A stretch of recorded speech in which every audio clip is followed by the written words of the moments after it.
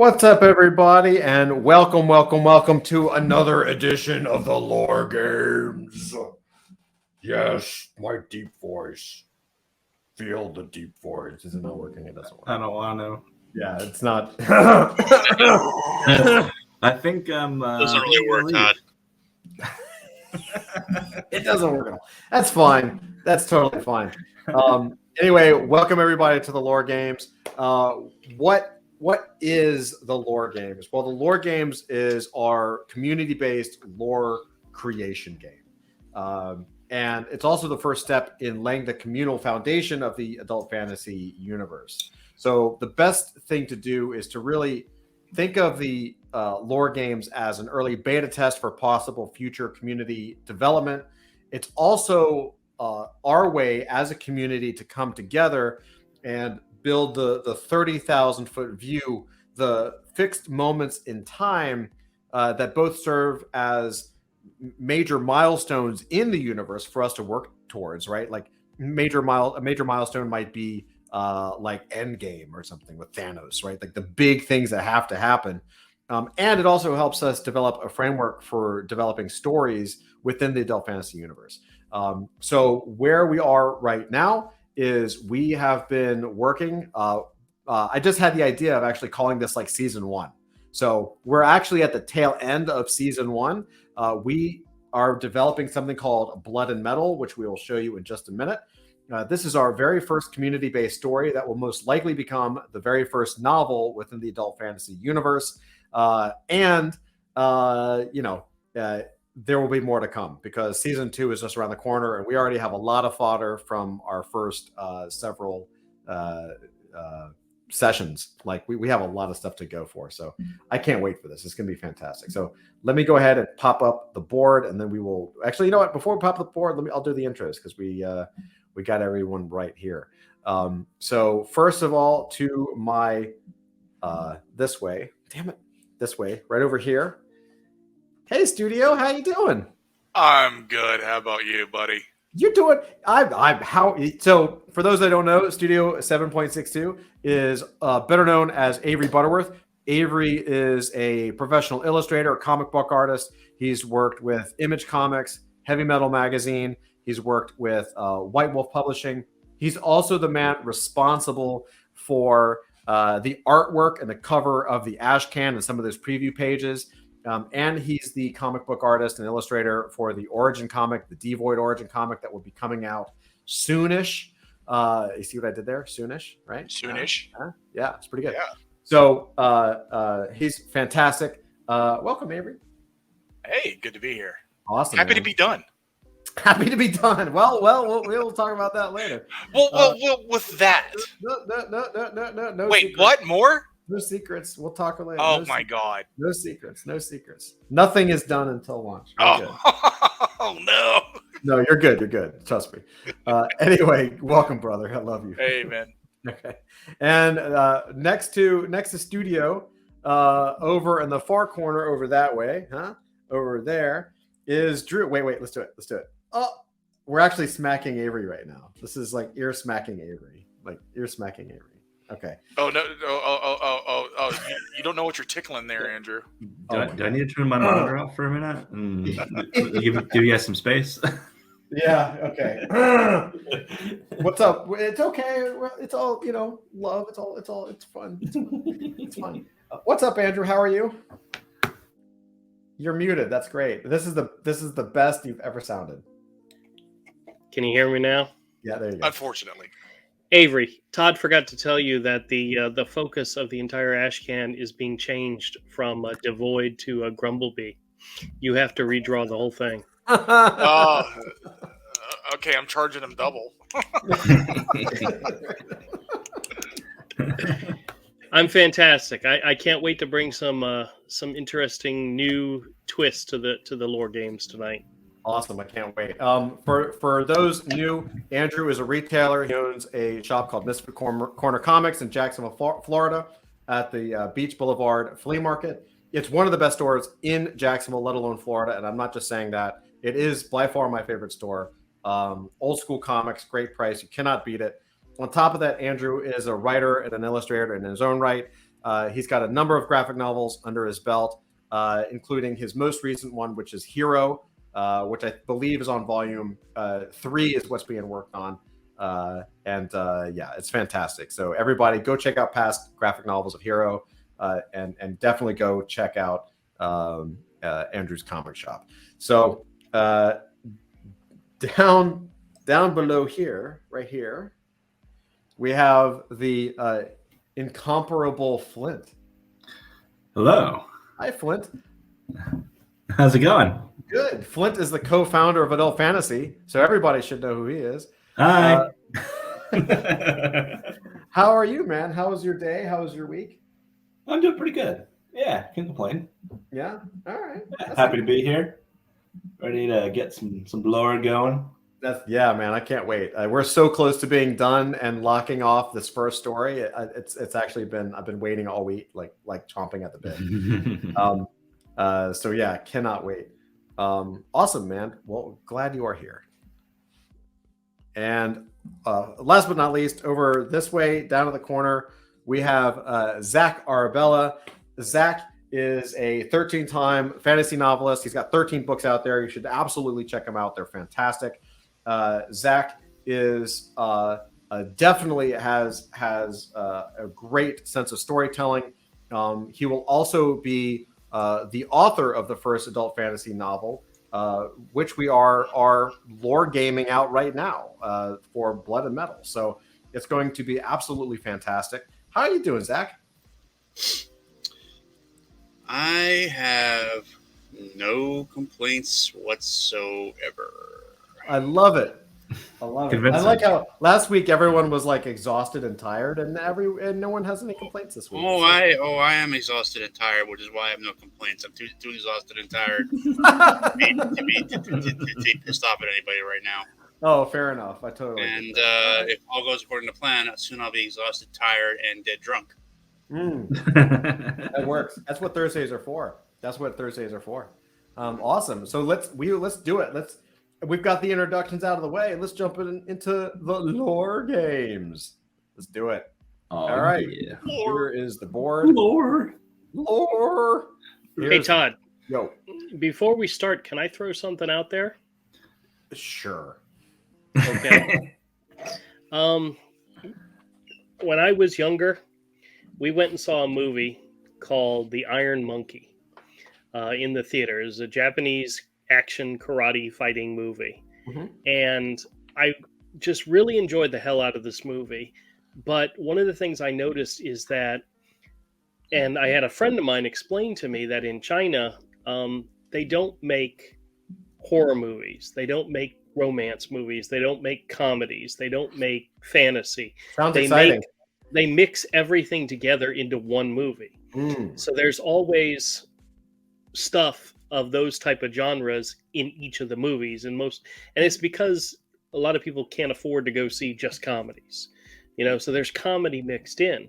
Okay. And one of the things I was thinking about our story so far is that we have drama and we have political intrigue and we have action and we have stuff like that, but two things we don't have, and I just want to throw this out there to get everybody thinking about it, is there's no romance and there's no comedy.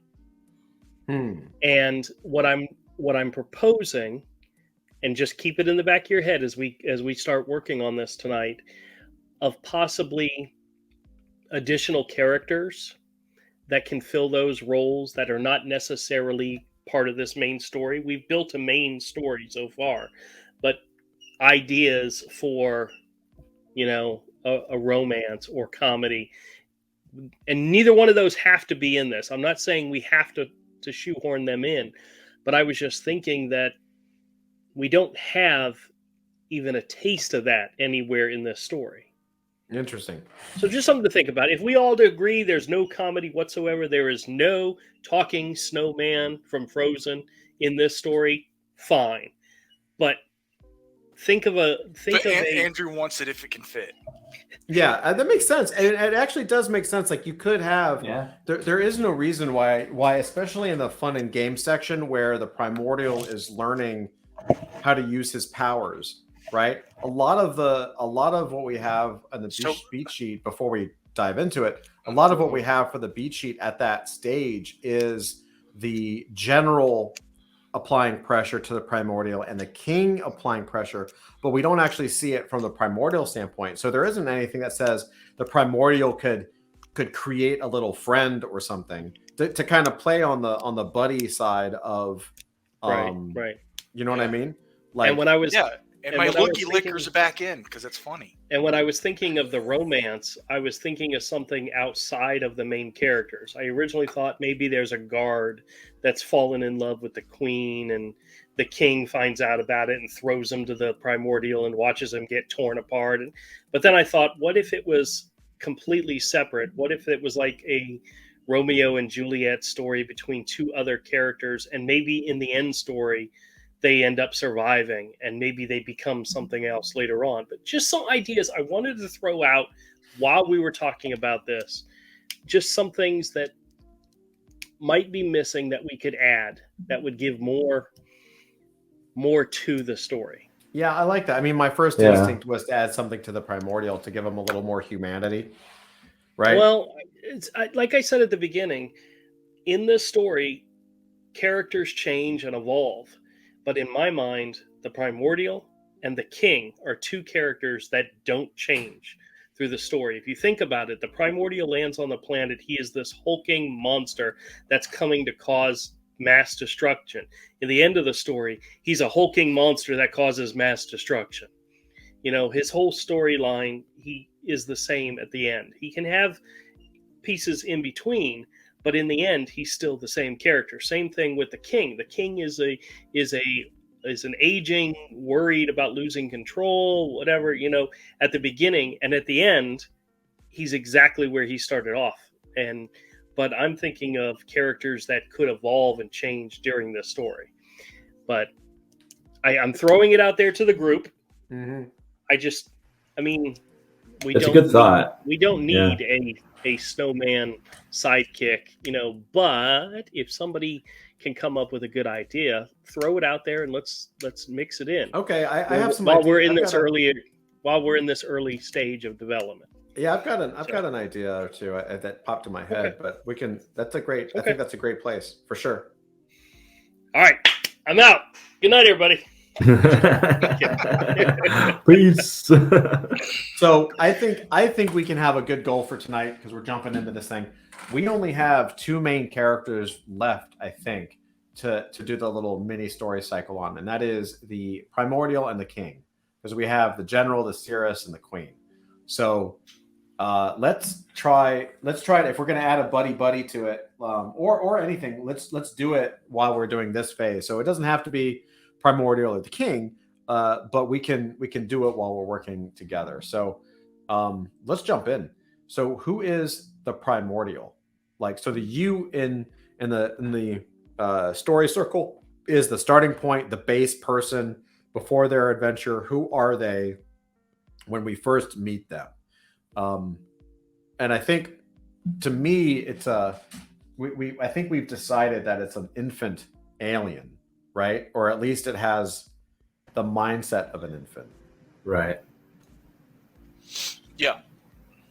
I think the early version was described. He looks sort of like a preteen, a little chubby preteen that doesn't, you know, Doesn't say anything, or yeah, doesn't say anything, doesn't have any language skills. Hey, quick show of hands of everybody who agrees that Todd should be the one doing all the typing this evening. You're the only one with the camera on. We all like it so much better when Todd does all the typing. I will try to do my best. Oh, thanks a lot. You do a good job. We appreciate it. I think if we all showed the wait a minute. There we go. 4 hands all popped out. Okay, so chubby Right here. preteen alien, quiet, no language skills, childlike. Is there anything else on the base of who is he? Is he trusting or is he scared? I guess he's more scared when he first sees the humans, or what? Yeah. Like, what's his? He's just infantile, right? Yeah. I think that's good enough. Like, is there anything I else to thought he- add to the base I character? thought he converted into a child when he first shows up. Isn't he more than that? Is Doesn't he? doesn't he show the king that he has the potential to become this weapon? Well, I think he annihilates somebody early on. Richard has some good ideas. He says a blank sheet, and then he says no emotion, hence an attachment to his special abilities. Yeah. I like that. I'm going to write that down just as a. Yeah. No I emotion. kind of see him as being reactionary, you know? So maybe that's where we introduce the, he attacked someone, maybe he's threatened and feels scared and reacts, and it's like, oh, this child is very powerful.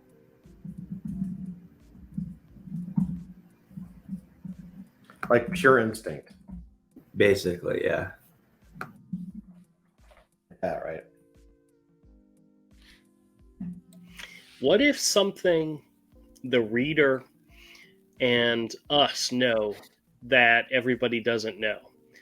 And the idea that I have is, what if when he crash lands on Earth, he's supposed to become this hulking monster that destroys and just becomes, a whirlwind of destruction?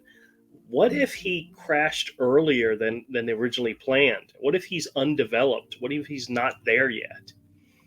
And we know that, but everybody else doesn't know that. I don't know. What if there was a way to describe that? What if instead of him attacking someone, what if the ship that he crash lands in, going off of that idea, what if the ship that he crash lands in is like full size, primordial size, something that he could grow into, but he's just a child when he crashed? Yeah, I love that. Like, just gigantic. Ooh, Yeah. I like that. And that way, we're implying, oh, this thing's going to get huge, and the king sees that and stuff. But we're not outright describing, hey, I bet you Zach can figure out a way to make this work. But what if the primordial ship is actually supposed to orbit Earth while he grows, and it accidentally clips the moon or something and crashes into Earth earlier than it's supposed to, where he doesn't fully gain his full, destructive self? Maybe that's something like that. Like, what if there's like a crater on the moon where the primordial ship hit the moon and bounced off of it, or something silly and stupid like that? Yeah, to be honest, I'm not sure we should really give a reason for why the primordial is on the Earth, or why is on the Earth, or why he's taking the shape of a child. I've always thought of the primordial as kind of like, sort of like a Cthulhu style character. He's to ascribe human understandable motivations to a creature like this would be in a sense to like make it less interesting, Makes it less alien, right? Yeah, because that's what I'm saying. Because he crash lands on the Earth. He takes the shape of a misshapen child, basically. But I think that it would be much more interesting to leave that as mysterious. We could have the people ask themselves, well, why is he here? Why is he like this? And have them speculate. But the fact that the primordial himself doesn't say, the fact that we don't know, because the primordial may have a reason for being here, but it's one that only he knows, or it may not be a reason that we even understand. Like again with Lovecraft, the whole idea behind that was not that the gods hated humanity and wanted to oppress humanity. Is that humanity was so beneath their notice that we barely registered to them. So it would be like ants like talking to each other about the man about to stomp on their anthill. I mean, the guy when the guy about to step on their anthill might not even see it or care. Does that make sense? Oh, yeah, totally. Yeah, so I think I think like just trying to ascribe like some sort of like motivation to it that's understandable to humans, like saying, oh, he's basically like he's like Sauron when he was a teenager, just diminishes him. So then going off of that, Zach, like what in at least from our perspective, then what is his need as a character? His need as a character. What does he And want? what does he want? And now we don't have to. It also doesn't necessarily need to be his real want. It could just be what we as a human perceive. Here's the idea I think of. So, the primordial lands on the Earth in this weird spacecraft, and he assumes the form of a child. Well, let's say that before in that spacecraft he didn't have a physical form. He was a being of pure energy, or of pure thought. And by assuming a form that's human-like, it brings with it, human needs and desires. So that could also, for example, he takes on the form of a human child. What does a human child want? It wants a mother. It wants to be loved. So he doesn't understand this. This is all new to him. So it could be that simply being, but simply taking the form, let's say simply taking mortal form. His motivation is, what is this? What are these things I'm feeling? So why am I? What is anger? Why am I angry? Why am I afraid? And then he meets the queen, who is the only being who's like literally the first being to ever not just show him affection, but to show him what affection is. Because in his native form, that's something that's just beyond. That's just something that doesn't not even a factor in his existence. And that could also explain why when she dies, he goes completely berserk because, again, just as he doesn't understand affection, he doesn't understand loss. Because again, in his native form, in his native place of being, that just doesn't happen. So I will let you type in need then, because that sounds great. All right. You type in need, I will. And then Richard, while you're doing that, Richard in chat, Richard's on fire in chat. Appreciate that, man.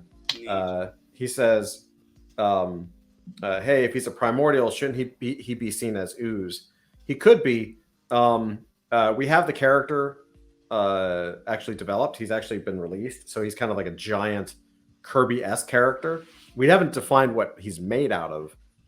I kind of have imagined him as like a blob, like a solid character, like almost like a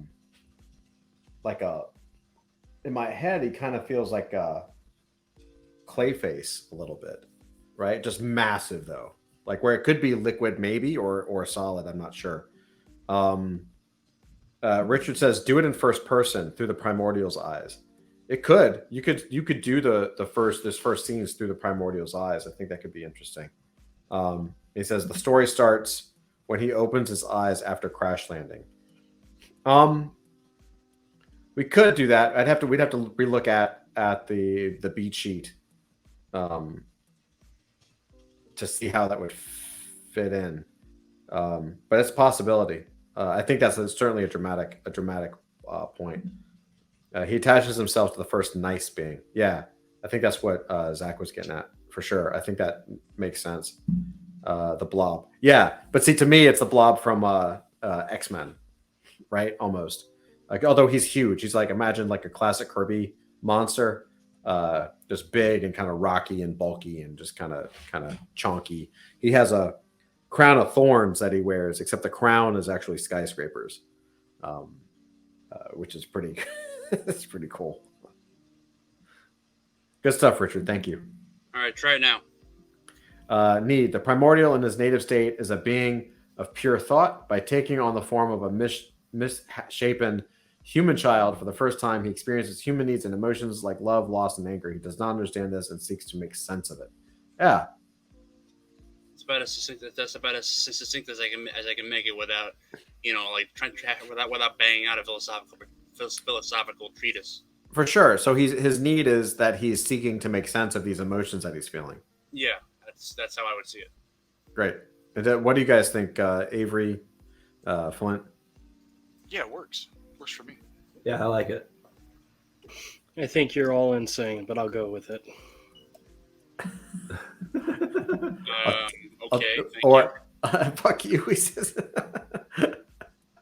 Or do you have anything? What do you have anything to No, add? no, Joe? no, no, no. I'm all for it. We're on a good path. Keep going. Okay. I'm just screwing with you, Jack. I swear. Okay. Okay. Okay. I mean, you're. I'm just kidding. The night is too young. I have not broken you yet. Give me a break. Keep going. Oh, just wait till I've had a few shots of whiskey. Okay. That's right. Yeah. After 2 or 3 shots, I become an emotional wreck, and very, very, very easy to manipulate, as people have found to my to both my detriment and my pleasure. I just thought of something. You know how some creators will write themselves into their stories, give themselves roles in the story? Can we make ourselves characters in this story? No self inserts. Where was that the rule? I'm adding it now. Well, what like Stan Lee doing all those cameos in the Marvel movies? Yeah, exactly. Yeah, there should be a Todd Wadish in this story somewhere. All right. Oh, You know? They can be drawn in as background characters.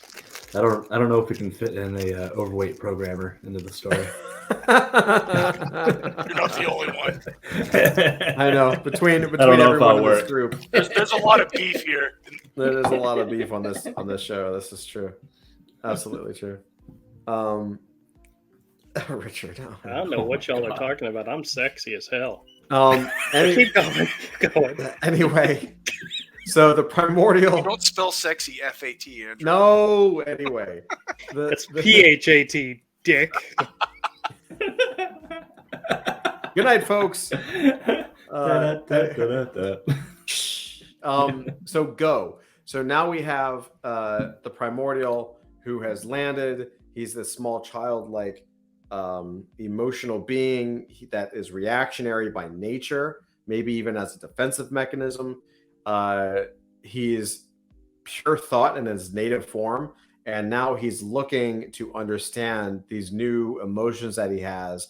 Maybe because who knows? Maybe he's absorbed these types of new emotions by landing on this planet, things like love and loss and anger. And he's crashed, so there might be some new emotions there as well, like fear and all that kind of stuff. So now he goes. This would be the crossing over into the second act, the fun and game side of it, right? Well, for us, we know that the character goes with a king back to the kingdom to become the son, right? The child. How do we want to frame that?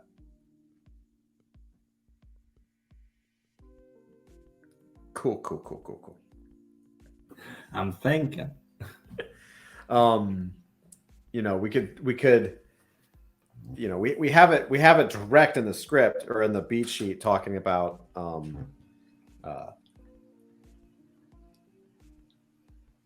Wasn't part of the story the king drugging the primordial and having it revert into a younger childlike version, and then the king takes it?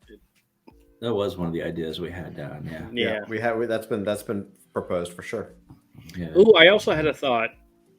Maybe when the king and his warriors arrive at the crash site, he's still in whatever goo type stage he was in, and maybe one of the guards or one of the soldiers gets too close and maybe tries to reach out and touches it, and the goo covers him and starts to take the form, and that's how the primordial makes the first connection to humans. And he starts on that form. He gets a flood of emotions like fear and so forth, and it's confusing to him. I like that. That's all. That's really good. All right, Andrew. I can visually see that. Oh, fuck you! Hop into need and write that up. All right, I'll do that. That is awesome. That is really cool. I didn't even open the game board because I was going to let you do everything. So now I got to open the game board. That's not how this works. You got to open the game board. I know. I'm getting That actually makes a lot of sense, though. That's actually really cool because then to Zach's point, we are not actually assigning human emotion to this being. It's that the being has attracted human emotion so that we can relate. Okay, where am I putting this in? The need part? In the need part, yeah. Okay, I'm just going to add it to what was already written. Yeah, just add it. Don't delete anything. Okay. Just add because it's all good. Richard is saying, if he's like a blank sheet, would he even be afraid, not knowing what he feels since he doesn't have these emotions? This is true. Maybe he, to Andrew's point, maybe he first becomes afraid or feels anger or loss or fear because of the crash and these new beings after he's interacted, to Andrew's point, with this human, this goo human thing. And then that's the form that's created, right? That's pretty cool. And that also, I think that also, what's interesting is that oh, this is a cool concept. So really, Andrew, what you're kind of talking about is a little bit of a symbiote, right? Because it's a mimic. It's like a symbiotic alien where it touched a human, so it has a human form, and because it touched a human, it has human emotion. But by the end of the story, he's looking more like a younger version or a smaller version of what we know him as. So he, maybe as the story progresses, he's actually changing his form to become the primordial as a statement of independence, as he as a creature starts to understand who he is. Does that make sense? Right? Like he's starting to make independent choices. Right? That's cool. I might write that down just a little bit here. Yeah, maybe there's a scene where he's like cycling through his appearance a little bit and making a choice in a mirror or something. Right. I want this many buildings in my crown. No, right.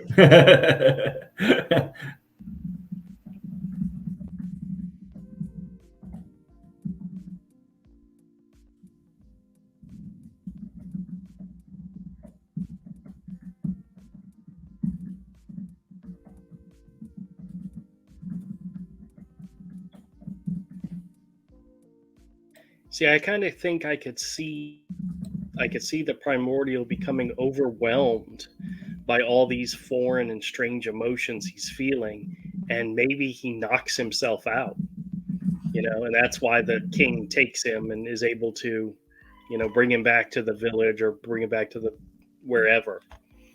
I like that better than the drug. Yeah. I agree with that. The problem I've had with the drug is that would you trust somebody after that? Yeah. Right. So yeah, if you want, we could add. Overwhelmed. Would the king bring him back like a person or like a prisoner? Shackles and all that. Oh, definitely in shackles. That's what I'm thinking too. Yeah. And maybe there's a scene there with the queen of take those off or something. Yeah, maybe because he's build that connection. Maybe by the time he's presented to the queen, he looks more human. And she is sympathetic to that. That could begin her connection to him. Write it up, Flint. And that could drive a wedge between the queen and king as well,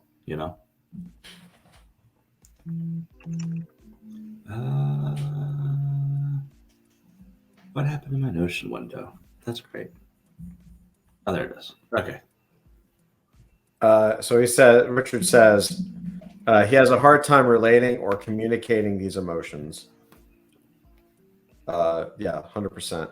And the primordial must be a super genius and not know it. This only develops over time as his mastery of emotions improve. Well, if you think about it, if he's a blank slate, as we imagine him, the array of human emotions would be enough to overwhelm him, especially just becoming new, I don't know. I could easily see that happening. I think Yeah. Zach's going to be able to write it up really good.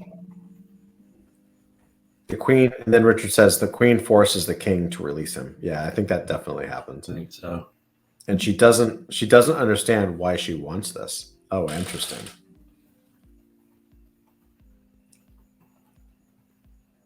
Like maybe she doesn't make the connection yet that this could be a child, like or that it could be her child.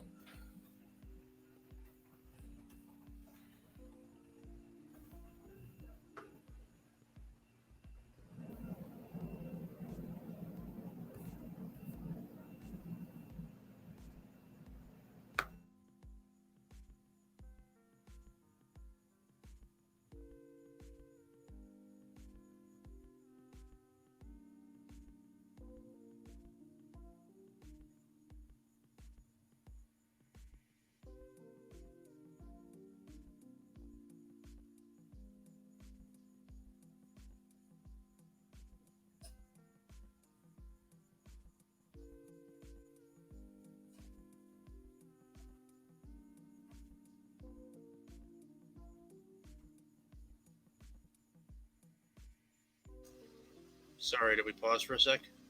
No, we're writing. I think we're writing. Who's writing? Oh, I thought we were writing still. I've Okay. Cool. been writing. Pause.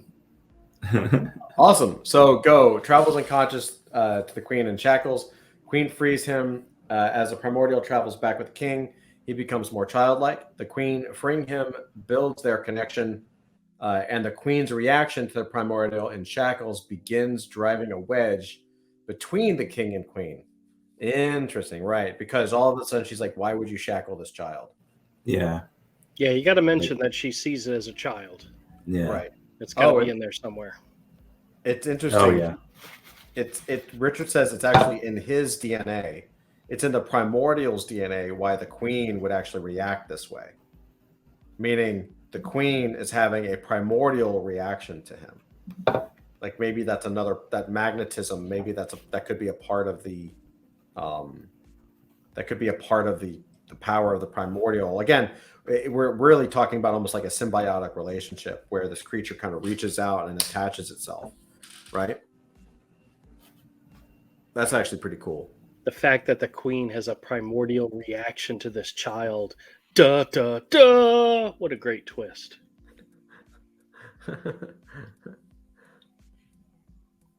Awesome. Flint, you completed? Yep. Awesome. So we are now into the search phase, which is the fun and games aspect. This is the fun part. If we were going to give the primordial, a buddy or something, this would be the section to do it in. Of course, we would kill the creature later, but that's okay. This is the fun and games. This is the trailer moments. So this would be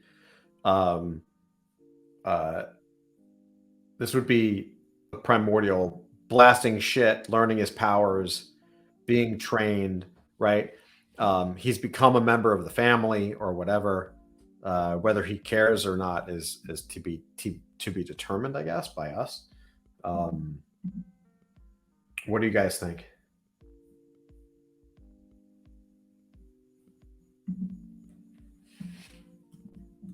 I have no objections. We know the general and the king want to train him to be a soldier. We know that. Well, the king wants to train him to be a soldier. The general wants to find a way to kill him. So, right. When does the this is just a side note, but when does the general get introduced to the primordial? Is it right off the bat? Is it when the primordial comes back? No, he might have been with. I believe we said he was with the king all along, like from the beginning. I think that makes sense. Yeah. He was actually, I think he's a coward. He would not be there.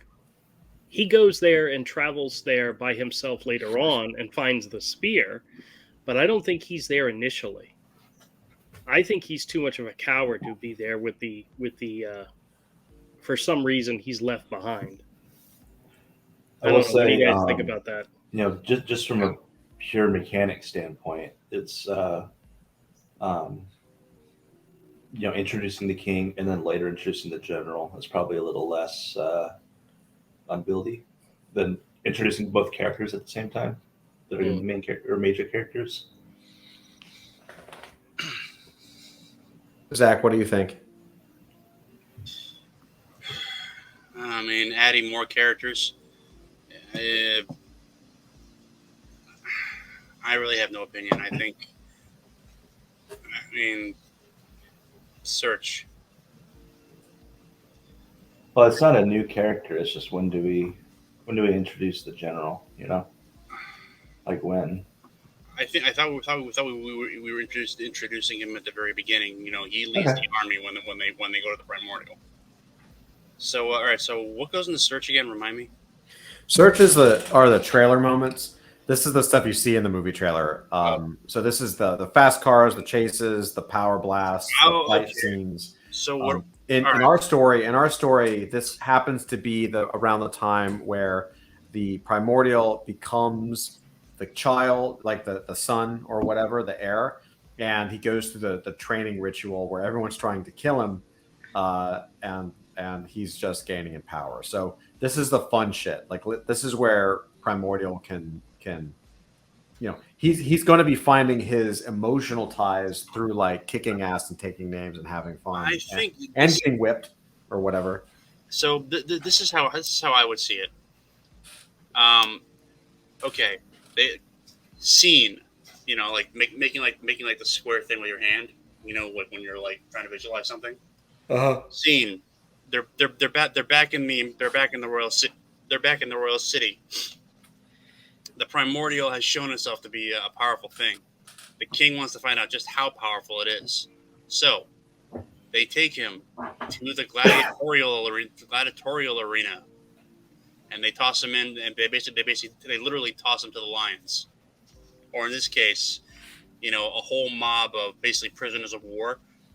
Men who have been born and raised to be killers, and they send it at him. And this would be like the part in the trailer about 30 seconds in, where the supposedly meek little creature suddenly like opens his eyes, and then all of a sudden you hear a loud thump as like the ominous bass starts to play, and then 5 seconds later, show like cutscenes of the creature or the meek thing just tearing the crap out of everything that comes into its path. Kind of like Viggo Mortensen's character in A History of Violence. There's like you go like 30 seconds, like 20 seconds of the trailer. He's in the bar, where then and he gets recognized and like he goes ape shit on the guys. So that's how I'm seeing it. Yeah, I'm cool with that. All right, you want me to write it? Yeah, for sure. If you don't mind. While you're doing that, Richard says the king wouldn't go out to the crash site as it would be dangerous. Have the general put the kid into shackles, and when he comes to the city, the king fully agreed with the general's actions. That's a good point. What do you think about that, Andrew?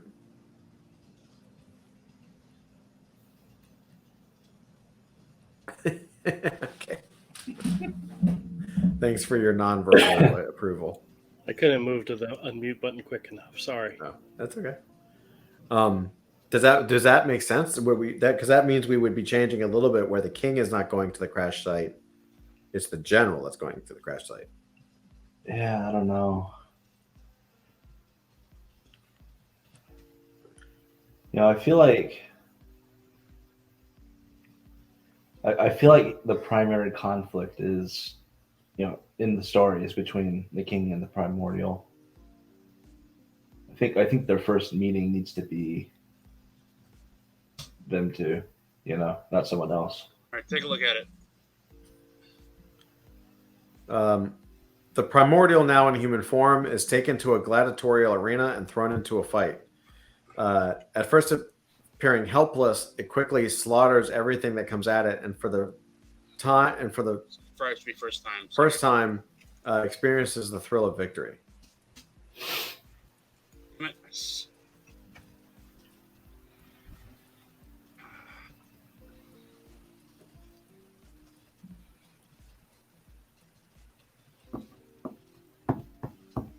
Richard says that if we had the general go first, that would introduce the general without clumsiness. But they were both introduced beforehand anyway, because the prophecy scene at the beginning, the death of the child at the birth scene. Oh, right. That's true. Yeah, and him being in a meeting. So the king goes out there too because of the prophecy and the fact they see this comet thing, whatever, crash. So the king kind of has to show up. He's in the back, but he's a part of the caravan that goes out there.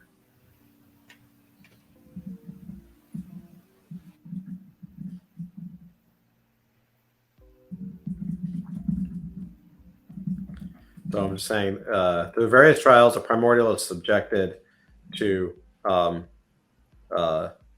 love, loss, pain,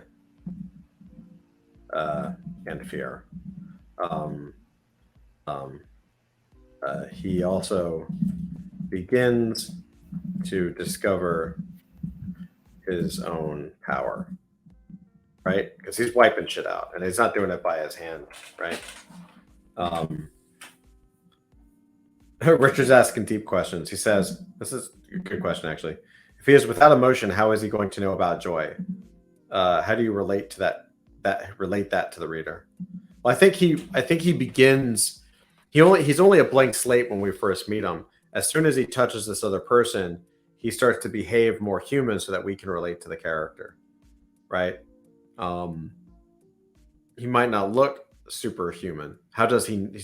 He said. Richard says, how does he know about the emotions?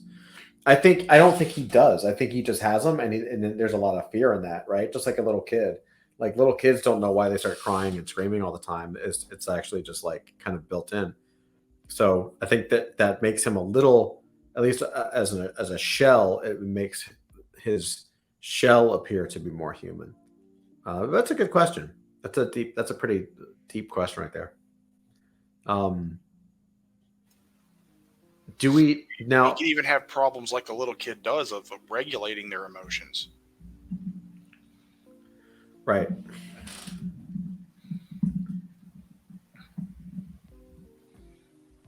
That could be an inner conflict. You've got whatever's in the back of his head about what he is and what he's there to do, and these new emotions he's feeling. Right. He's basically going through puberty, right? Yeah.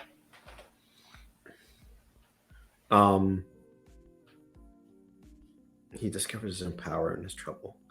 Yeah, that's pretty cool. I now to Andrew's point at the beginning, to Andrew's point at the very beginning, if we were to add sort of a light moment to this, because right now through our story, the only love, so he has love.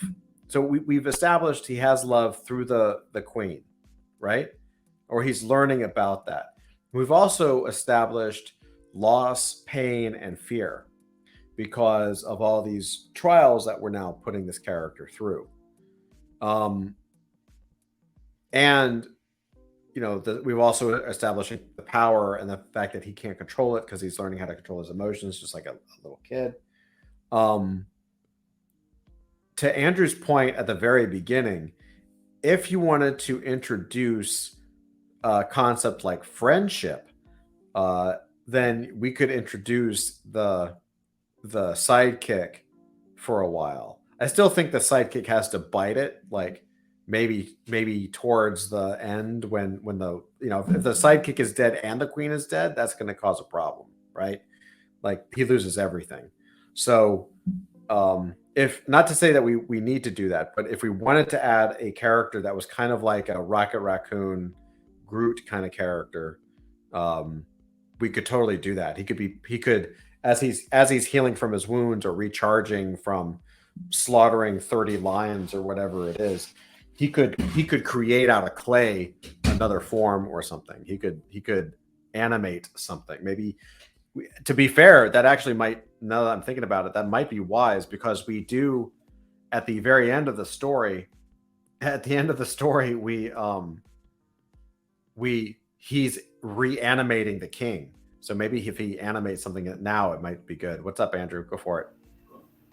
What if one of the very first gladiator things he's thrown into is against a giant, maybe not a tiger, but something tiger-like, and he battles it and he kills it. Maybe at some point in this battle, there's remorse, there's loss.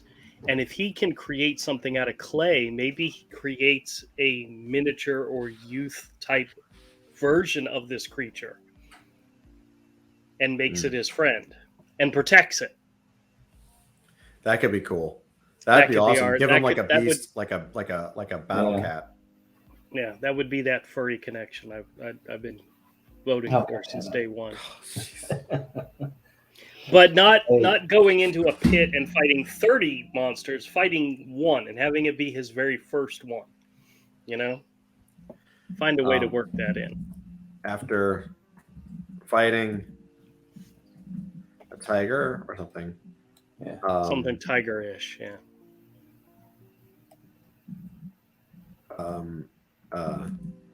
The primordial learns the feeling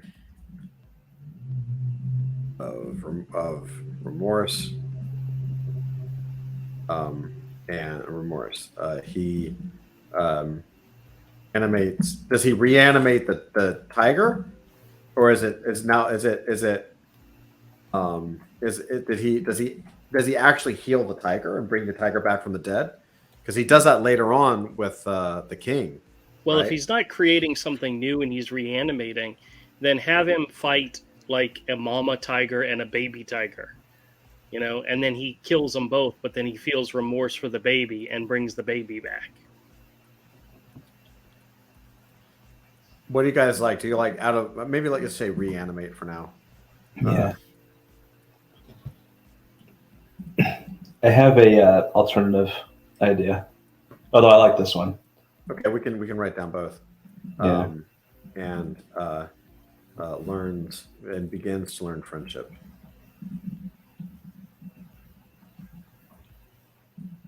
Okay, Flint, what you got? You know, we're talking about having a companion character and potentially killing off that character later on. And I feel like a human character might give that more impact. So what I'm thinking is, you know, maybe at some point early on when he's still very young, maybe there's that one kid that's not afraid of him, you know, and all the others that run away or whatever. There's the one kid that comes up and says hello, and you know, so maybe they become friends. Maybe they kind of like grow up next to each other for a little while. You know, maybe the kid is getting bullied or something, and the primordial goes into a rage, and maybe the kid calms him down and tries to teach him how to deal with his anger and that sort of thing, which makes it more poignant when down the line, when they're older, you know, maybe the friend gets killed by the primordial when he goes into that rage after the queen dies, and you know, becomes an innocent bystander. So it's a very much a, oh my god, what did I do sort of deal. Interesting. Or something. Yeah.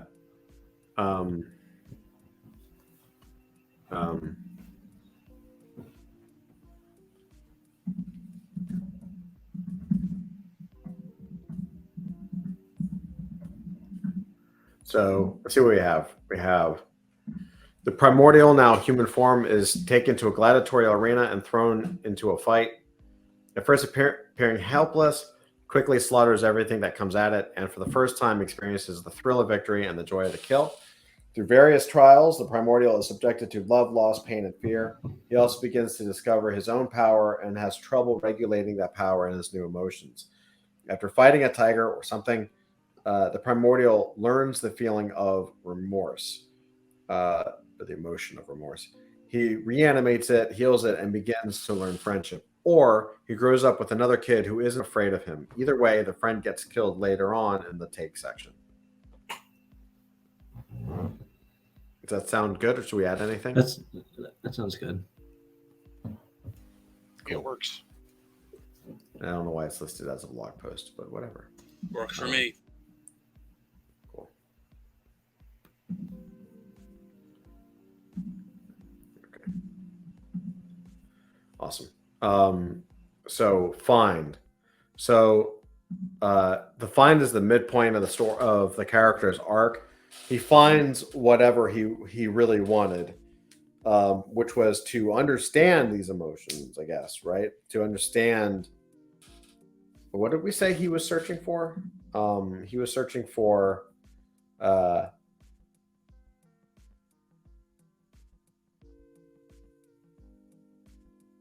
he doesn't understand. He wants to understand emotions. So really, it's a journey of the self, right? He finds himself, and he's going to have to pay the price for this in a minute when it's like his true. He realizes who he is, but who he is not is a destroyer or something, right? Like he's like, hey, I finally discovered who I really am. Oh, I'm supposed to wipe the planet apart or something, right? And then the take, which is paying the price, his friends die, right? His mom dies. Everything starts to go to hell. So what does he find? We've made this an internal journey for him, an emotional journey. What does he find about his true self then?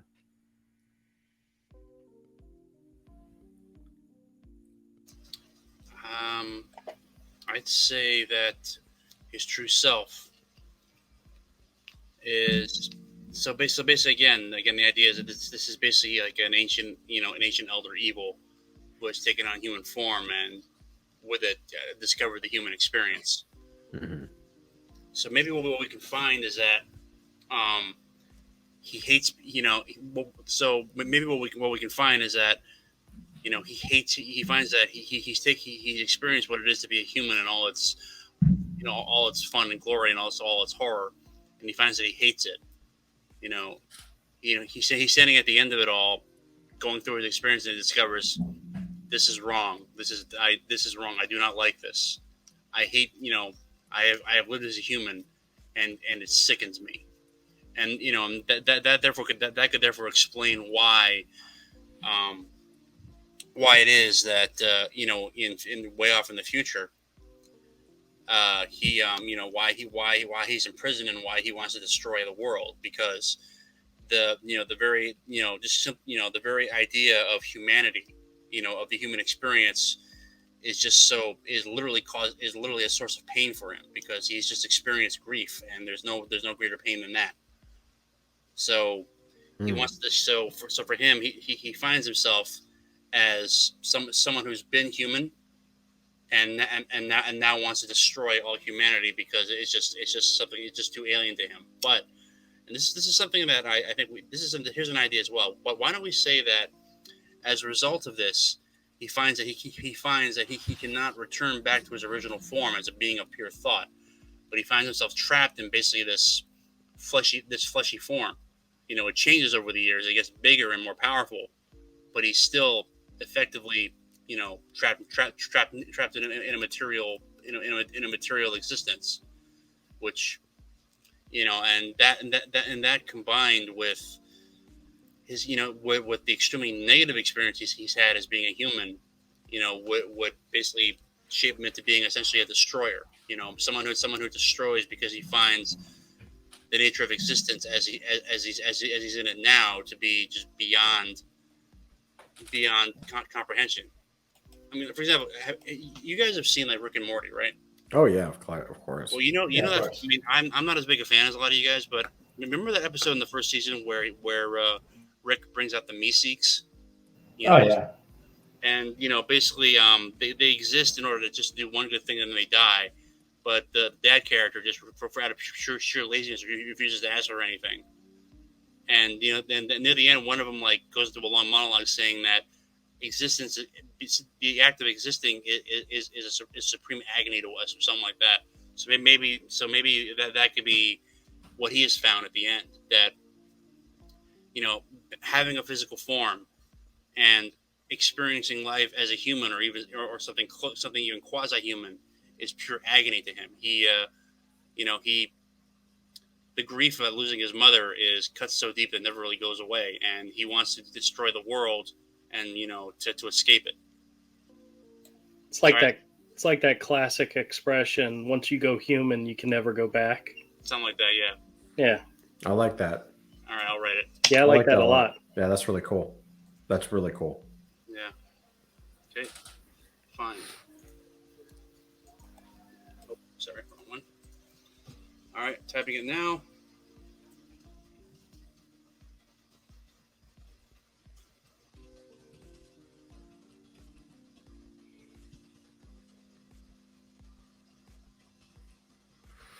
Yeah, I like how we've set the primordial on this path of an emotional self-discovery journey, right? He's not just a mindless monster. It actually has like, which is interesting because it's actually like, I think what's so fascinating is that he's actually kind of the most human character in the entire story, right?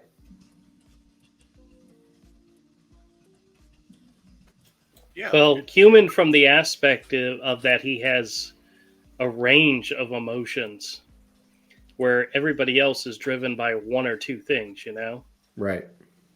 where he's driven by everything all at once. I think that would drive anybody crazy. Yeah.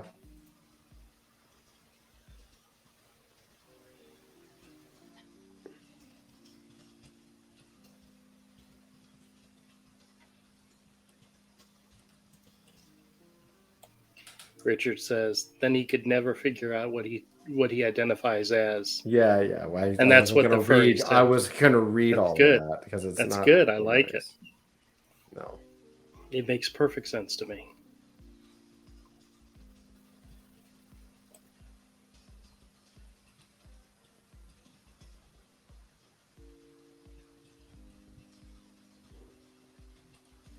That I like. He says he needs to be able to discern what responses are needed. That's the journey.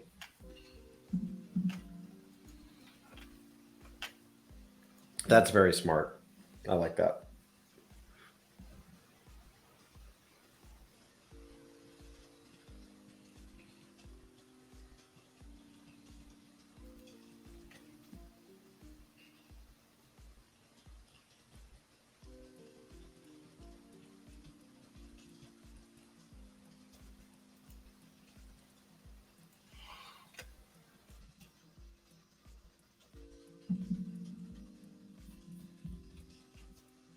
Okay, give me 1 second, please. I just gotta clean up all the typos because I am the world's worst typist. And it's like I actually once sent an email to a client, and I think I used the word asking several times in it, and I ended up like writing like assing, which kind of embarrassing actually. All right, take a look at it now. Fine. Yeah. Fine. The primordial has now experienced life as a human and hates it. He has felt the full range of human emotion, starting with love and ending with grief, as it has left him with a pain that can never go away. The death of the queen, the first and last to ever show him love, is an agony he can never get away from. Making matters worse, he is now trapped in a material form and cannot revert back to his original form as a being of pure thought. Thus, he finds his purpose as a destroyer. He wants to destroy the human race because the mere existence of it is a reminder of the grief and pain he endures and prevents him from escaping his material form. Ooh, yeah. Yeah, so basically being human is a trap. All right. I like that.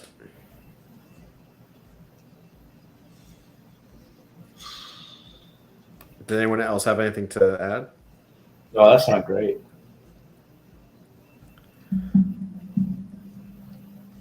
So I like that a lot. So on the take, he gets what he wants, right? In this, which case is um, he becomes the destroyer, right? He has won it basically for himself.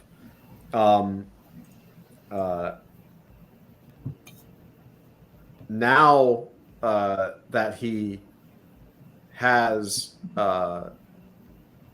found himself, what is taken from him, right? This is the part that is you got to pay the price. You get what you want.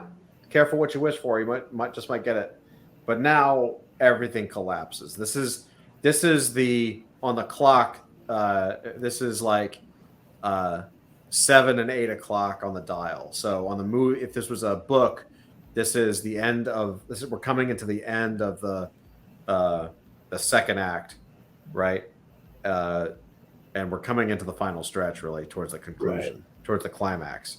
So this is the take is the Obi-Wan death part, right? Like, doesn't have to be a death, but I think we've set it up so that there's a couple of deaths with the Queen and his sidekick. If we continue with that.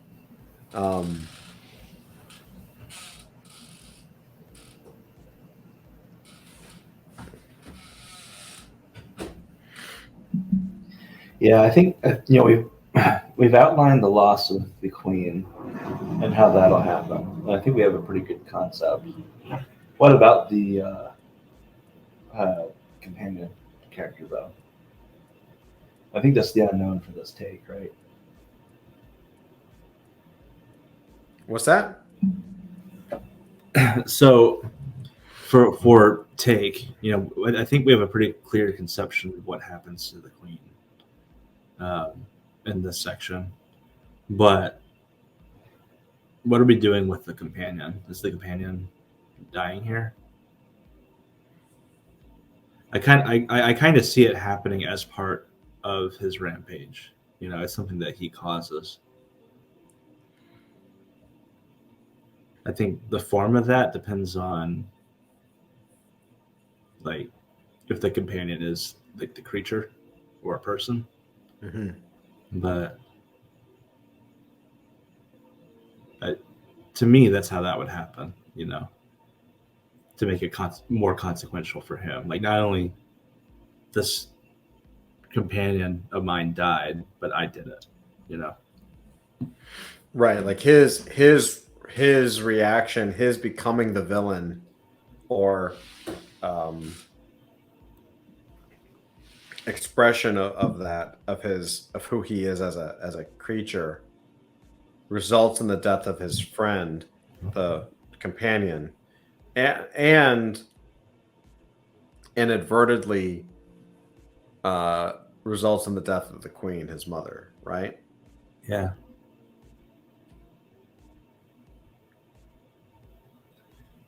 Richard has a good question. What were the other characters' takes? That is a good question. I would say the Queen's take is her death. She sees a child, future compassionate king. They want to use him as a blunt object, a warhead. Her death is a huge moment for the kingdom. The primordial breaks. She dies with the primordial force to watch. The seeress, her take is that she takes the staff. The staff is the object that can kill the. They think that can kill the primordial.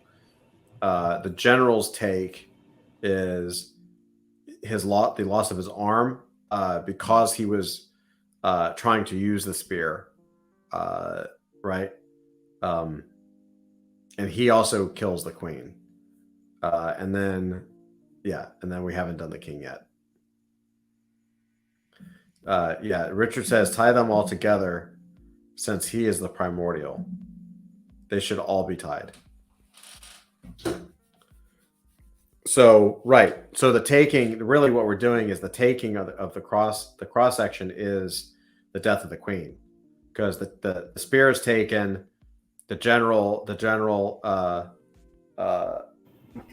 kills the queen and suffers the loss of his hand. The king we haven't figured out yet, but he'll be in the same situation. So the primordial's take is really the loss, right, of The queen and the companion. something like that. Yeah.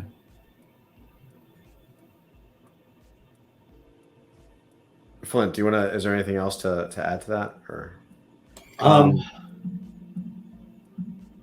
You know, I was just gonna say, you know, if we do decide that the companion is a person, you know, maybe that companion is trying to calm down his rage and is basically in the way, and that's why they die.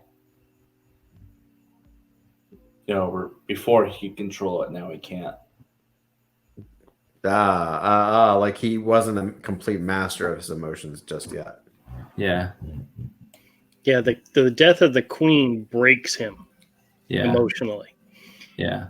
When the companion dies, he suffers grief and pain, but he's able to get control of it.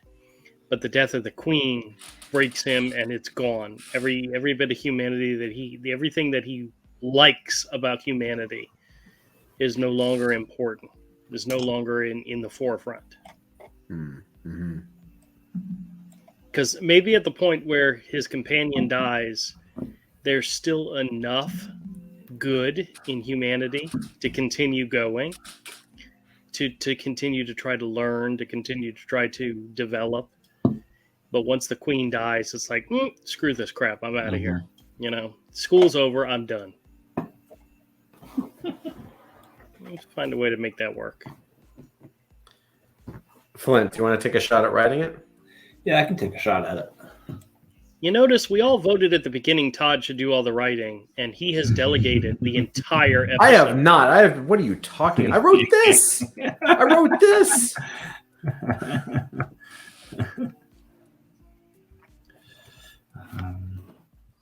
Good leaders delegate.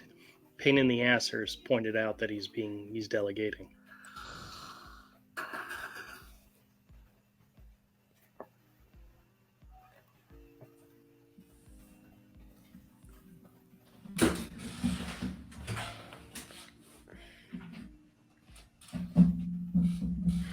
And then while you're doing that, Richard asks, does the spear come back into the story? Yes. So the spear ends up at the climax of the story. The king has had it, and it's the king facing off against the primordial, and the king uses the spear to try to kill the primordial. And the way that the spear works is that it basically sucks the life out of whoever wields it.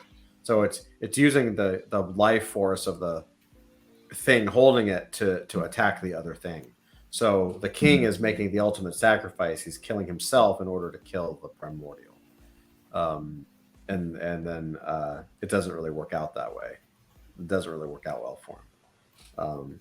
Richard says, don't let them bug you, Todd. Hey, thank you, Richard. I appreciate your support. Yeah. I know I suggested at that part. Yep. When he resurrects him as Solar Mannequin, later then he does use it.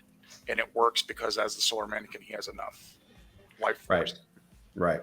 I love it. To at least put him to sleep. Mm-hmm. I don't know if that's the way it's actually going to go or not. There's so many different ways we've come up with how things can go down. Yeah.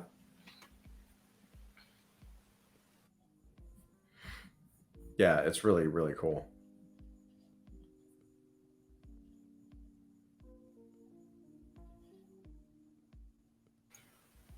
Like when All right. when Zach creates the final version of this and crafts the final version of this story, Mhm. it's going to be almost like choose your own adventure for him. Yeah, it really is. Oh, thanks a lot, guys.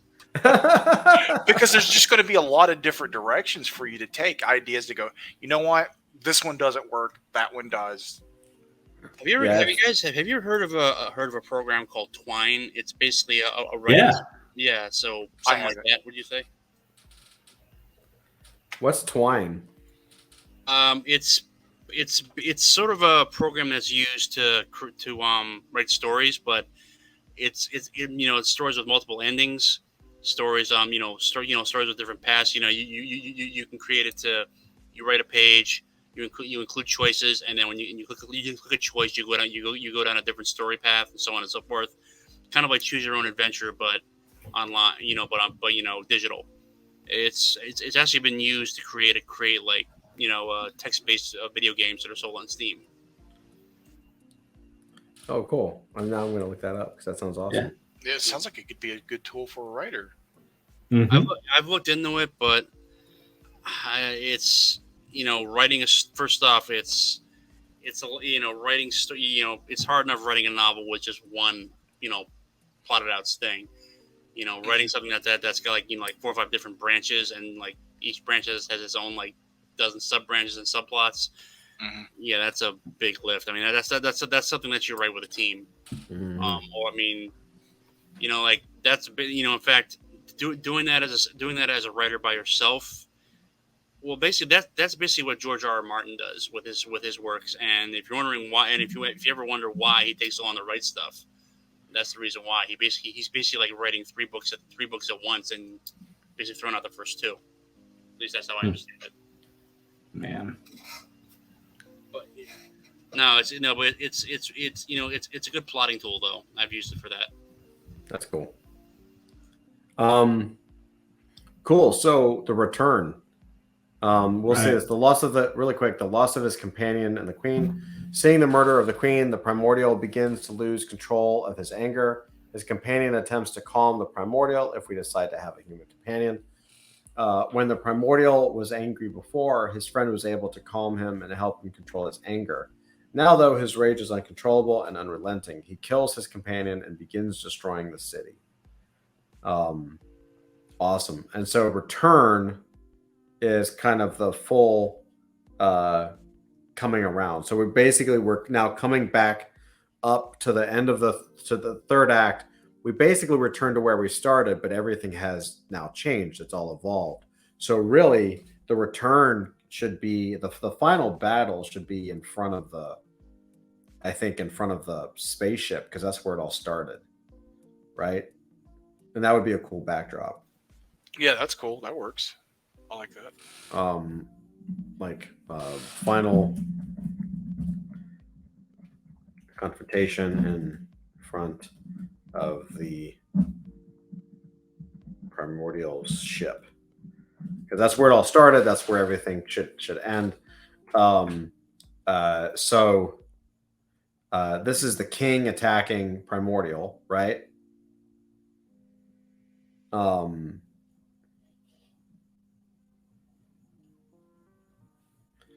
And really, do we need, how bad? Here's a question. So the king has the staff and has his life force being drained out. How bad does he hurt the primordial, if at all? I have a thought, but I want to get you guys first. Well, I'd say that since given that the last scene of this is going to be the primordial walking on a beach with Solar Mannequin, formerly the king, stumbling behind him, probably not as much as the king hoped. I mean, I thought he was supposed to go back to the ship to hibernate after the battle.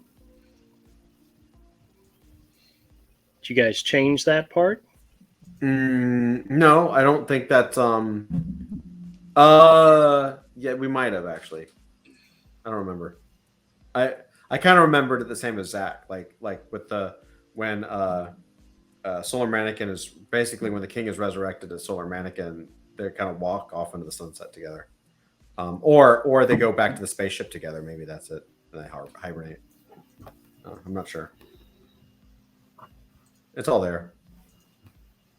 TBD.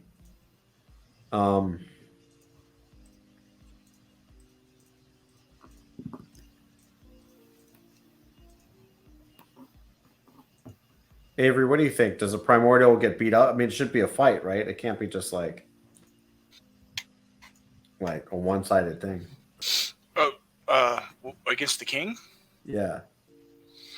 It's a little bit of a fight, but he starts dying pretty quickly. A real fight between them would be when he's Solar Mannequin and he tries to break the influence and uses the spear to put him to sleep.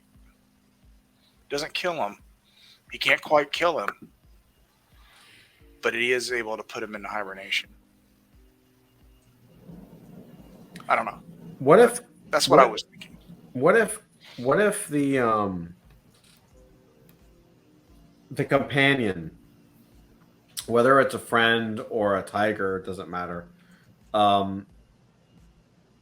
What if the king is attacking the Primordial and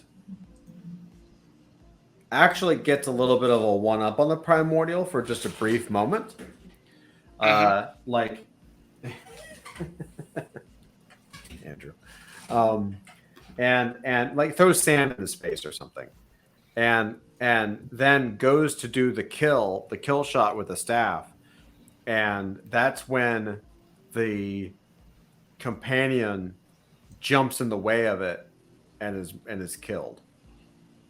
Basically protecting the life of the Primordial through a sacrifice. And then the Primordial just like unleashes hell and basically wipes, basically disintegrates just slaughters the king. Oh, interesting. But isn't the point where the Primordial is fighting the king after he completely loses it? If the companion jumped in front to save the king and died, the Primordial would not care. He's already gone. He's already gone. Well, he would. The thing is that it's opposite. It's opposite. The companion would jump in front of the spirit to protect the Primordial, not the king. So even if the Primordial was already gone, maybe that brings him back. It would still be a waste of a death. I think there's better uses for his death earlier on. Okay, fair enough. Yeah, I'd agree with that. Okay. Unless I guess two companions. I guess all the companions. You know what's better than one companion? It's just companion slaughter.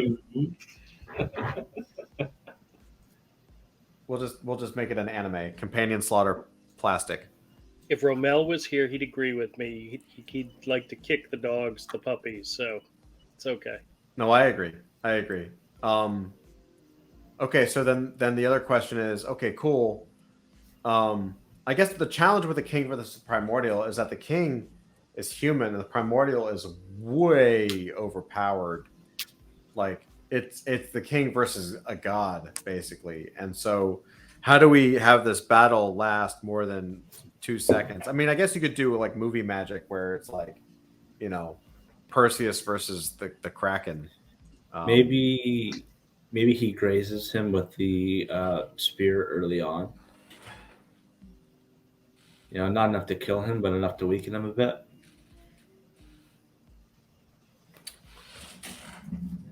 Maybe the Primordial doesn't know what the spear does.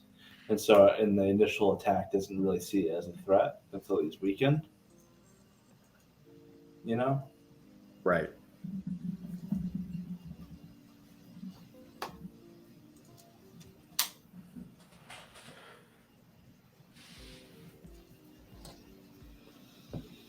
Zach, what do you think, man?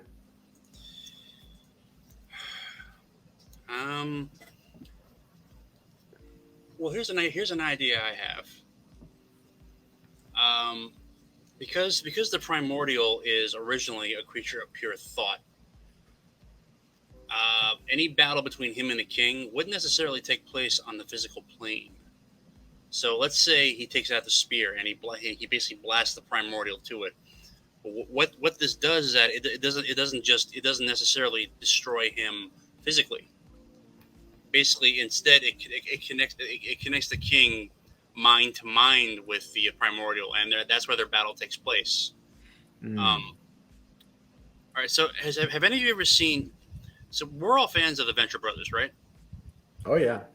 All right. And do you remember that episode, all that basically on all that in Gargantua too? The one where like the Jonas Venture Jr. dies, and there's a scene with Killinger facing off against the investors, and the first couple scenes show up kind of like a parody of a Star Wars lightsaber fight with Killinger, fighting off the investors. They're wielding lightsabers. He's fighting them off with his umbrella.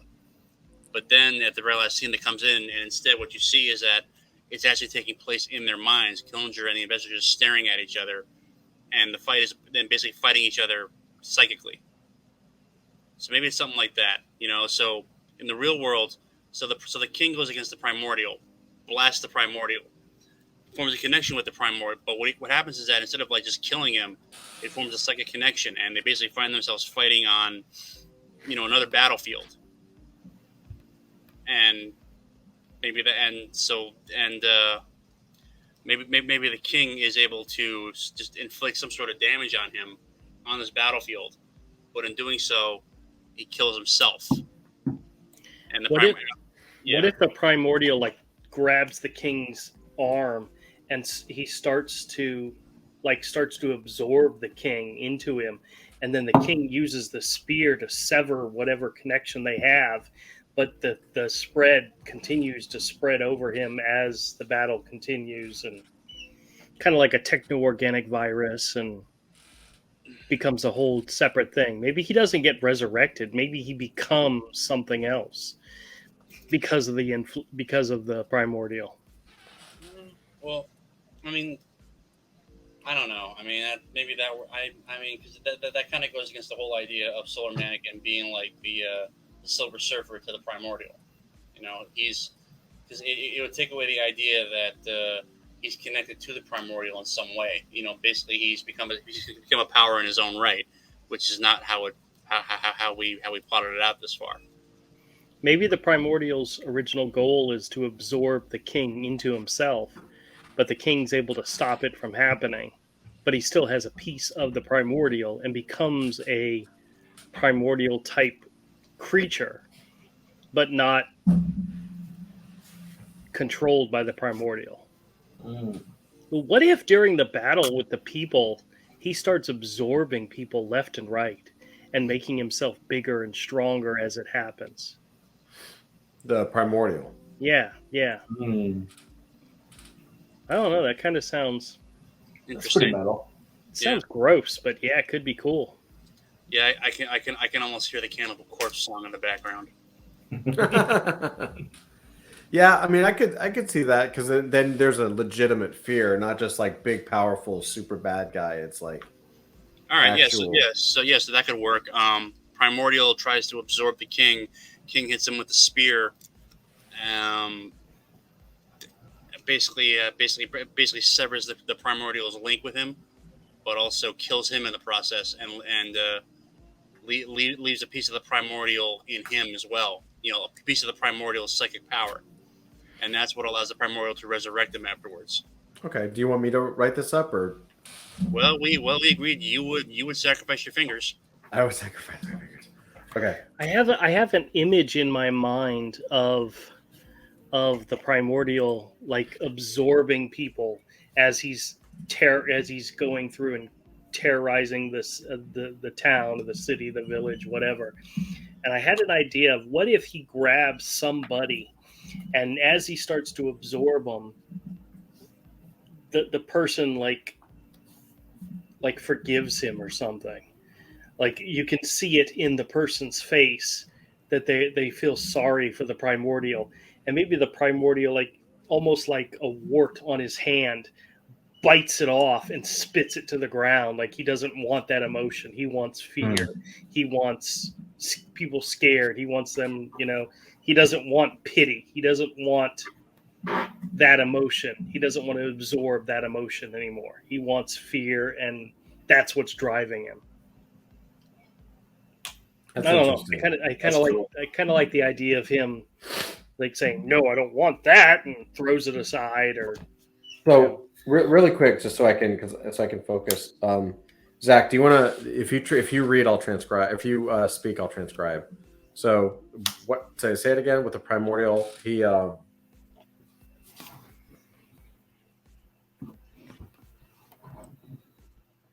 Zach, you're on mute, bud. Why don't I finish writing it? All right, it might be faster. Okay. Did anyone ever play the game Prototype? I feel like I have. That sounds really familiar. The lead character, you basically have superpowers via like a viral infection, and you go around like an open world New York, like absorbing people to become more powerful. Yes. It reminds me a lot. Like I feel like some of the ways that the primordial attacks people could be kind of similar, like using that biomass. All right, try it now. Final confrontation in front of the primordial ship. The king versus the primordial. The spear weakens the primordial as he didn't know it was a real threat. Primordial is absorbing people as he terrorizes the town.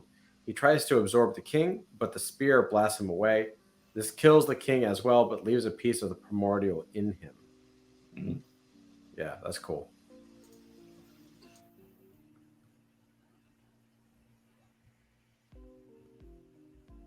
That's cool. So yeah, it connects. It cuts the tie.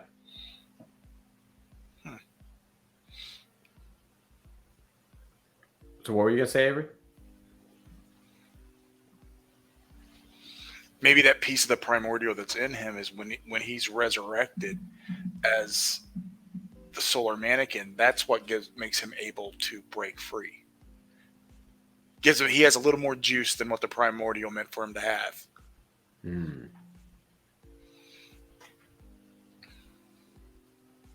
I don't know.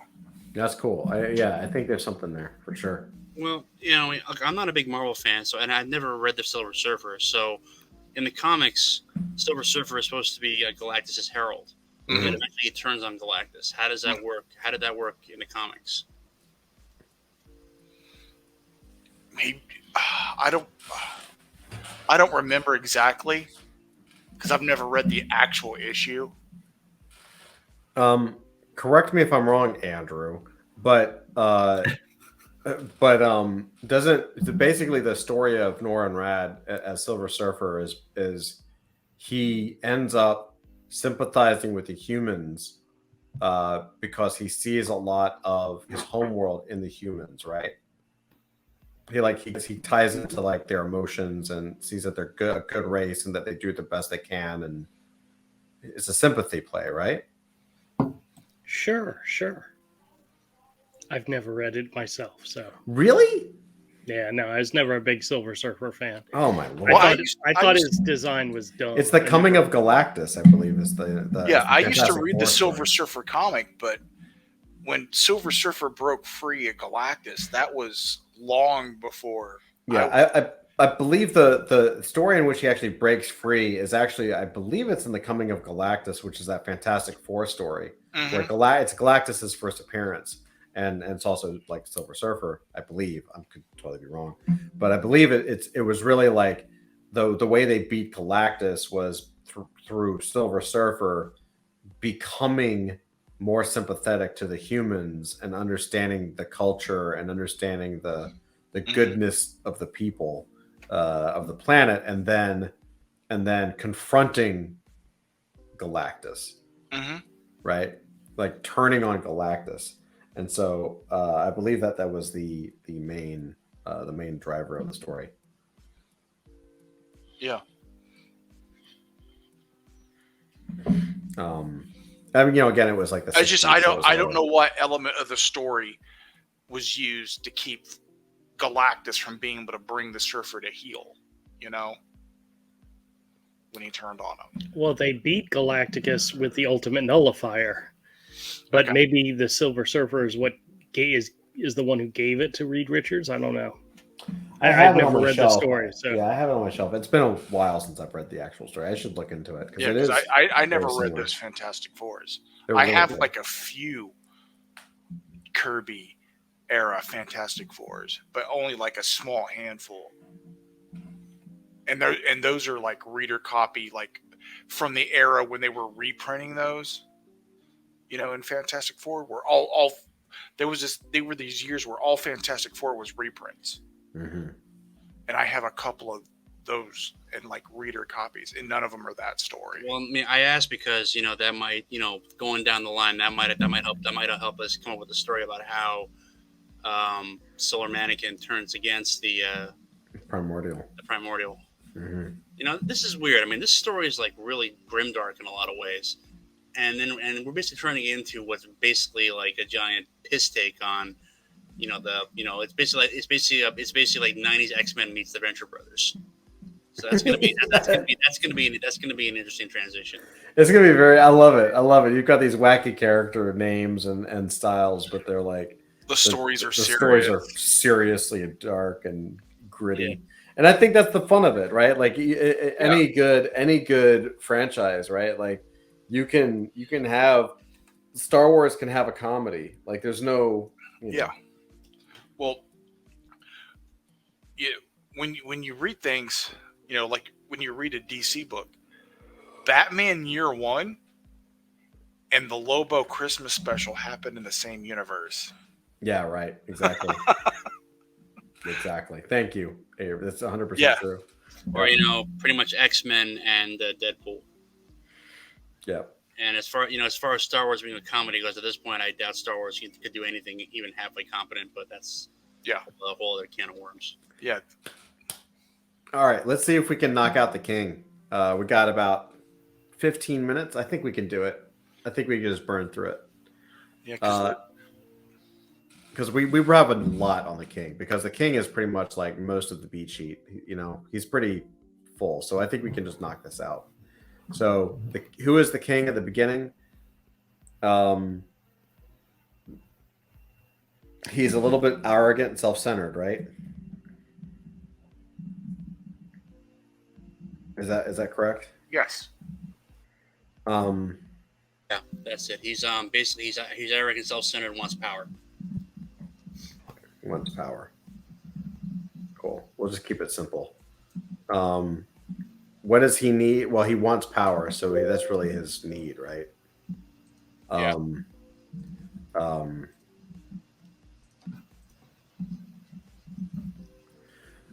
Is that it? He also needs an heir. He's an heir. Yeah.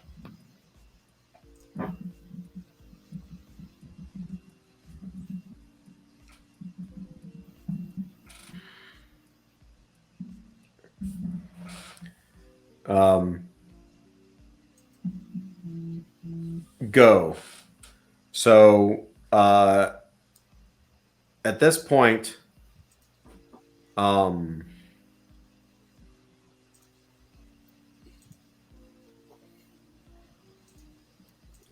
he goes to the meteor site, right? The crash site. Right?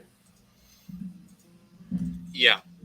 Goes to the crash site with the general, and goes to the crash site, finds the primordial.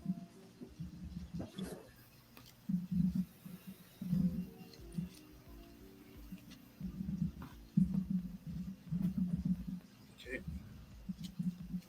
The primordial, not the general. Yeah, sorry.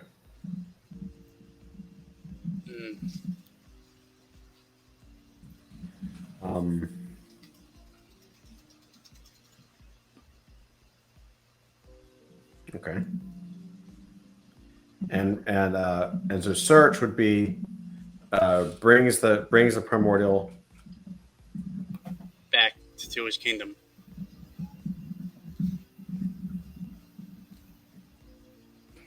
Back to the kingdom. Presents him as an heir.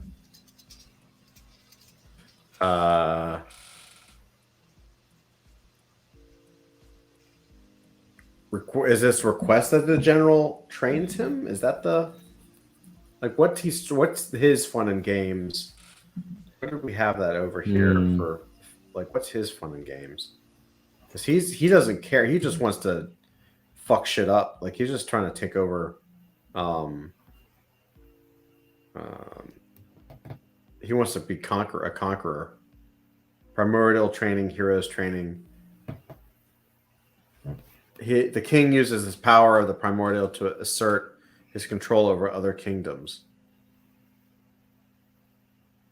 So really, I think this is his search is also like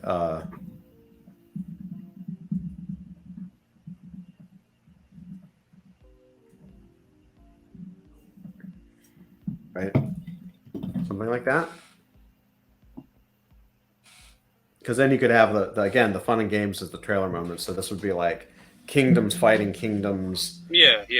But the primordial, the young baby primordial is basically like a cannonball. Yeah. Right? He's a cannon. Oh, great! Now I got that. Now I got that Breeders song stuck in my head. Cannonball. God.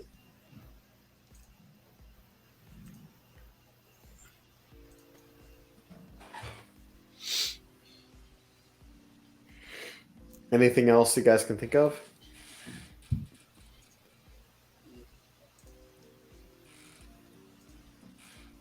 Nah, that works. Yeah, nothing here. His find. What does he learn? His find. He's needing power, and he finds power. How does he find power?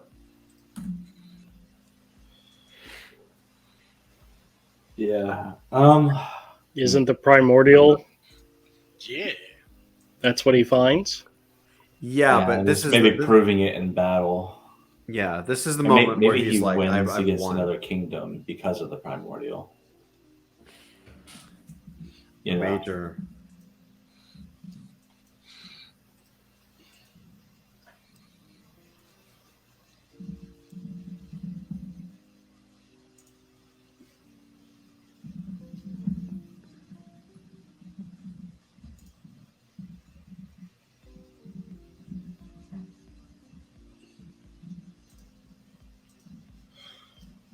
Something like that. Yeah. I think that makes sense.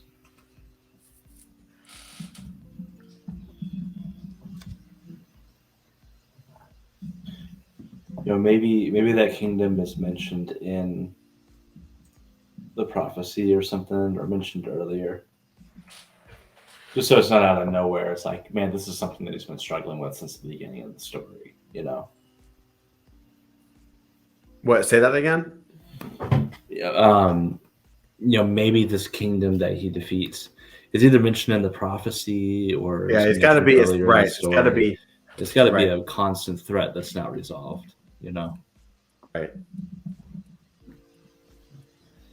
So it's a little more consequential.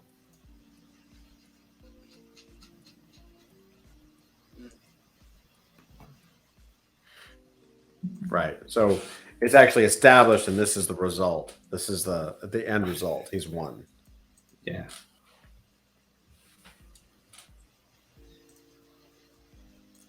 And he has his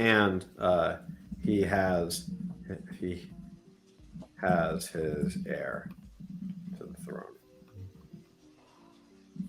Right? Yeah.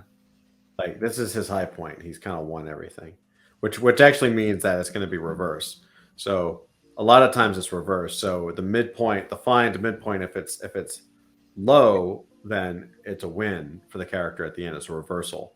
So like the primordial is actually found his emotions, but he's also been beaten up. He's been tortured, right? Like he's like, having a rough day. He's having a rough day. Whereas the king, right? And so of course the primordial wins at the end. The king is succeeding right now. This is his high point, and so at the end he dies and is reborn. Awesome. So what is the payback. So he wins. A major foe is crushed, and he now is lavished with praise. He's found the heir. He has everything he always wanted. He found it, but now it's time to pay the piper. The take on all of this has been the loss of the queen. Right, the whole Shakespearean death scene, basically.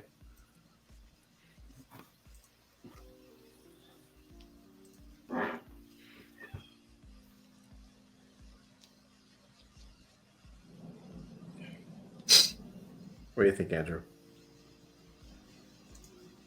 I think it's very admirable that it took us an hour and a half to fill in the primordial, and you think we can do the king in 15 minutes.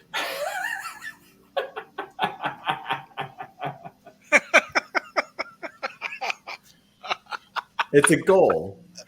Yeah, I think it's a goal for next time, to be honest with you. I think my brain's fried. Anybody else's? I think the primordial sucked everything out of me and became such an incredibly cool character. It is a very cool. I am excited by the primordial. The primordial's dope. Yep. This is a question. So let's put it to the group. Do we want to cut it and just kind of chill for a few minutes, or kind of call it the end and continue with this next time, or do we want to try to finish this now and try to start fresh next week? I think we're so close to the end, and we already know who the king is. And shut up, Zach! Nobody asked you. Todd literally just asked him. As I was saying, keep going.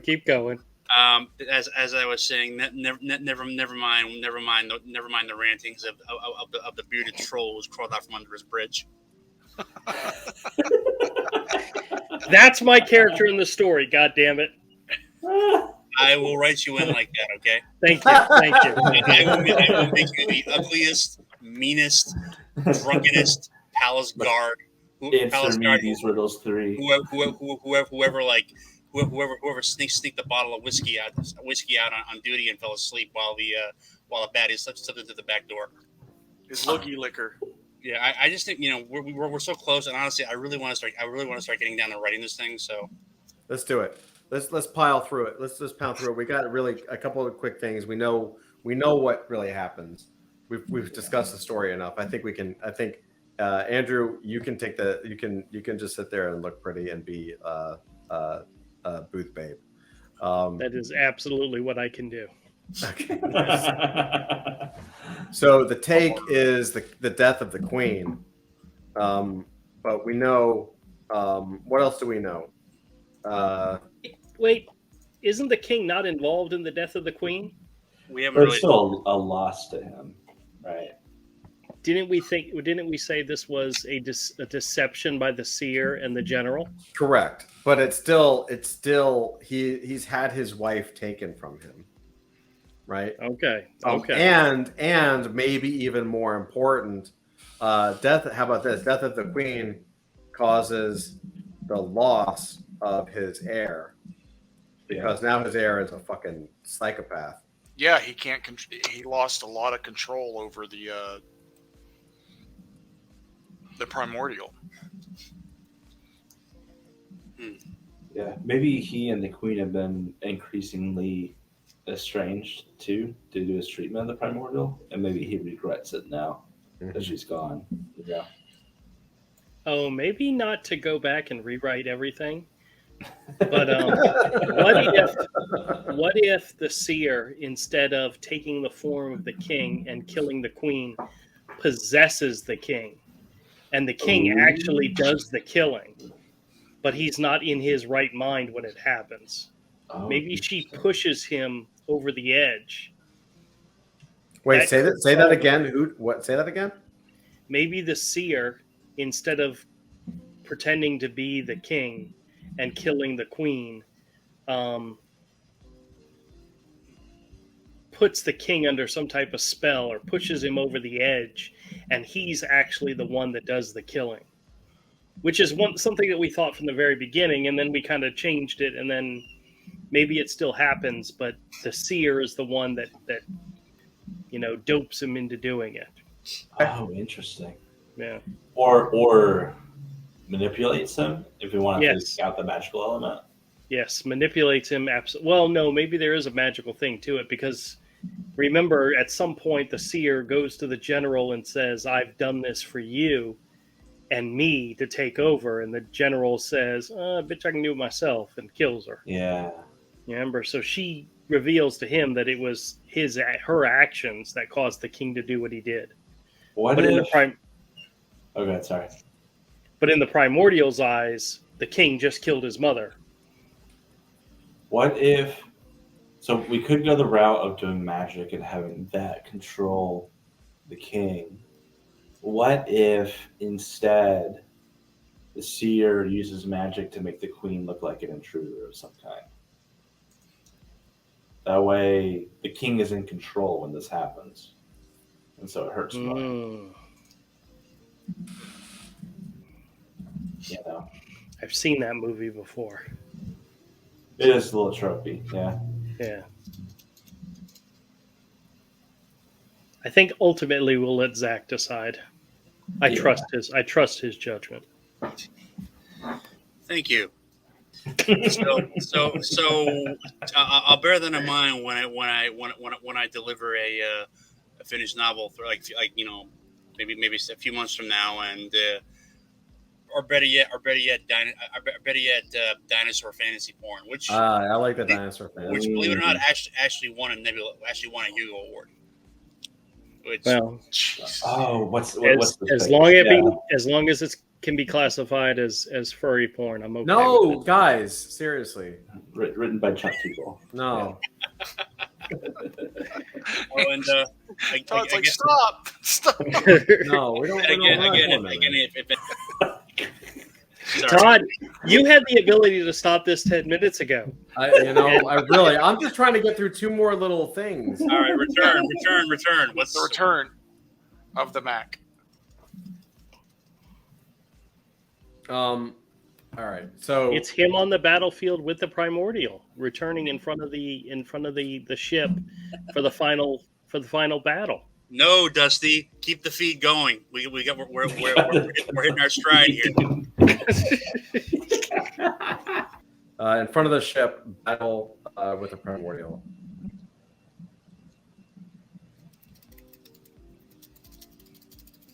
All right, that works. That's fine. We've established exactly what that is. And change.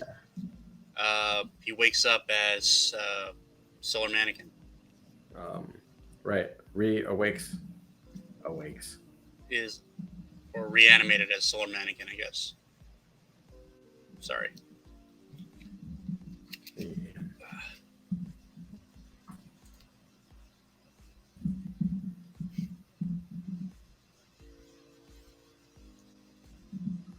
There you go. I think that works. Awakes reanimated as Solar Mannequin. Cool. I think we did it, guys. Woo! Yay. Feels like sliding into home. It's like, oh God, make it stop. It's so late. Look at that. All right, so I got enough to work on now. That's great. Yeah, I think so. So the last part that I'd like to attempt, and I don't know if I'm going to have time, but what I would like to do is take this information and put it into its own wheel, so that there's like a little bit of a sequential play going on with what's happening. Nothing final, but something that if I can do it, something that Zach will have between this and something in a time clock, it'll be enough so that hopefully it'll make sense of the information a little bit. I'd like to at least try it and see for the system that we're building. I'd like to try it and see if it actually works. But guys, what do you think? What do you think about our first story, Blood and Metal? Awesome. Good stuff. It's pretty good. Good stuff indeed. It's a pretty cool it's a pretty cool story, man. I can't wait to see this as a book. I'm super excited about it. I think in the audio version of the book, I should voice the primordial.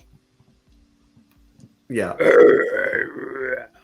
Just make sure you have a supply of lozenges because that will tear up your throat. Oh yeah. Yeah, brutal. Yeah. Awesome. All right. Well, everybody, thank you so much. Everyone in the group here on screen, thank you guys so much. You guys kick ass. Everybody watching, especially you guys on replay watching, I appreciate you guys as always. Thank you so much. Be sure to leave a comment, subscribe, leave a note, hit the bell for notifications, all that stuff. Hop into our Discord. Go to adultfantasy.io. Hit the Discord button. Hop into our Discord. Say hello. Join us. This is how worlds are built, and so this is it. We actually finished the last episode of season 1. Really, in fact, if I make another video, it'll be just to show the kind of like a final story circle for this, if we can do that. And then regardless, next week will be season 2, which will be just the next project, or maybe we call this issue 1. Maybe it's not season 1. I don't really know. Project 1. We'll figure out a name for it because it's not really a season. It's a season of episodes of lore games, but it's not like maybe Project 1, something like that. Regardless of whatever we call it, we definitely finished the first thing, and it turned out fantastic, guys. Everyone here should like give a round of applause because it's dope. It's really fucking cool. So everybody, hell yeah, man, this is gonna be great. So everybody, thank you again. Hop into Discord. Love you all, and we will talk to you soon. Take care. Bye. Peace out.